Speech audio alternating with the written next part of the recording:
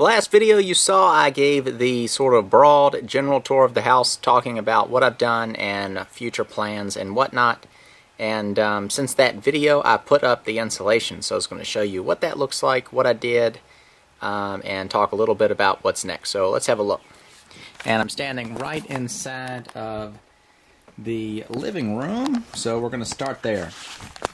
I put up two pieces of drywall so far, and then I was like, well, I need to go ahead and show what I've done before I cover everything all up. So in general, put up insulation, which is pretty self-explanatory. That's why I didn't really do a video on this. It just gets stapled up in all the voids in the framing, and tucked in above the windows. And then around the windows themselves, the gap between the rough opening and the window frames, you just kind of stuff some in there. And I'm replacing these windows, but to pass the insulation inspection, which is basically him just showing up here and making sure I put it up, I had to have some insulation tucked in around those windows, despite they're going to get replaced. And the window replacement is not actually part of the inspection, but just for the rough end stuff, I had to just shove some in there. But so all the external walls are insulated. This is just R13 fiberglass insulation. My windows are going to make the camera go a little dark, but you get the idea. This is the paper-faced kind, so I just put it up, staple it up, and then in the couple of the internal walls I put some insulation up too, such as this one that goes into the bedroom. And then that's the other bedroom. So the bedrooms themselves are fully insulated. The external walls are for thermal reasons, just to keep the climate controlled nicely. And then the interior walls that are insulated are for sound control. For example, right here, this is the little laundry room. So the sounds of the washer and dryer, by putting the insulation in these walls, it'll muffle that a little bit. Plus there's a closet on the other side of that wall, so that'll help with that also. And any kitchen noise coming from here in the kitchen will also be toned down just a little bit.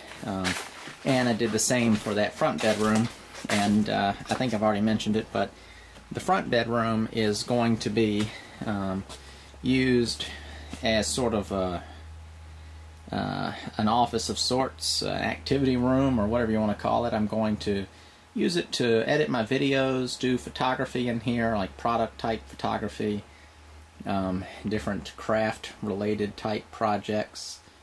Yeah. So I'll spin around. So that's the wall into the living room. That's the wall, the bathroom's on the other side of that. And I might actually toss some insulation into the wall, into this closet too, just to add some extra sound protection. Since this is going to be where I edit my videos, I can just shut the door and have it be a little quieter in here while I'm working on that, especially like when you're doing your narration. But just in general, having a bedroom walls insulated is nice for the sound. We'll walk in here too. So that's the unfaced side of the insulation in the bathroom wall. And this is the back bedroom, which is the smallest bedroom. And this is actually the one I'm going to use. Just sleep in here. So I don't need it to be anything special. Just have it just be normal, nice, simple. A bed and a closet. Maybe a little side table. Everything else can be done in the rest of the house. You don't need to pack everything into your bedroom. And then in the attic, let me see, I don't have my ladder. In the attic you can see right here, this is the blow-in insulation. And that is everywhere in the attic. Let me grab a ladder and I'll peek up in there. Right, so we're up in the attic. It's going to be a little dark looking on camera, but you can see all this insulation. It's just this stuff right here. It's basically shredded up paper that's been treated with a won't catch on fire, whatever you call that. Some OSB. I'm going to kind of get this stuff smoothed out a little bit better. I had it all piled up in that end of the attic. It was a huge amount of it, and I had to used a push broom and pushed it around in the attic and got it even back out. What the deal was is I replaced the ceilings in the house. Replaced all the ceilings in the house with drywall. They were plaster ceilings, so tore them down, but I did not want to lose all this insulation.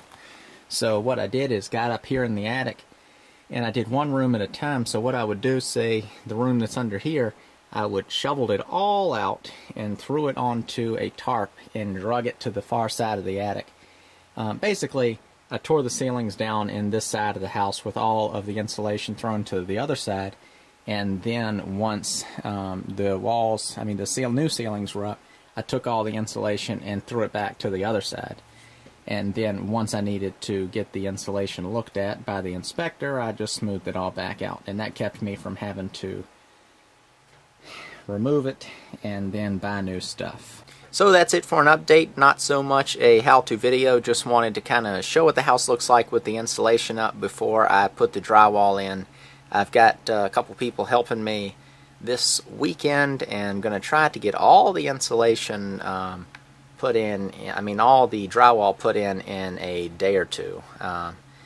And that should go pretty quick. It's an old house, so all of the studs aren't all perfectly aligned, so it's not like full 8-foot sheets are just flying up.